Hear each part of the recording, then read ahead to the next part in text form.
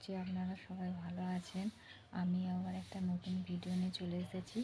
একটা কুর্তি কাটিং করব ও সেলাই করব, দেখতে থাকুন। আমি একটা কুর্তি কাটিং করছি, তো বন্ধুরা দেখুন।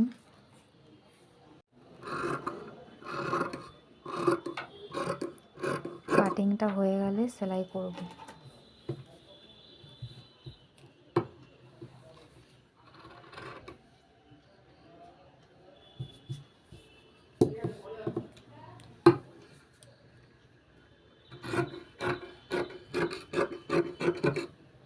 এবার কুর্তিটার হাতা কাটিং হচ্ছে। কুর্তিটা সেলাই করব। কুর্তিটা এখন সেলাই করছি।